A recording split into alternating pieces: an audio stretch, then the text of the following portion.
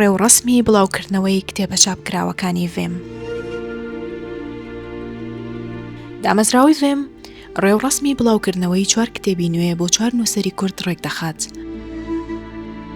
لەم دیدارەدا خوێنەران دەتوانن چاپی یەکەمی کتێبەکان بە واژۆی نووسەرەکانیانەوە بە دیاری و بەبێ بەرامبەر بەدەست بهێنن. ناوی کتێبەکان تۆپبارانەکەی ساڵی 1970 شاری سلێمانی، ژەنیار، شێوازی ژەندنی بێڵز، بۆنی باران، لیریک و شعری گۆرانی، زاگڕۆژ، نیشتیمانی بەرزەخیەکان.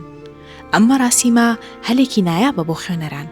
ئەم هەلە لە دەستمەدە و ببە بە بەشێک لەم چالاکیە کولتوری و ئەدەبیە. ڕێکەوت 29/4 2026 ڕۆژی چوارشەممە کاتژمێر 3 پاژنیۆڕۆ. شوێن سلێمانی گەلەری ئارتفرۆش لە دامەزراوەی ڤیم پشت پارکی دایک.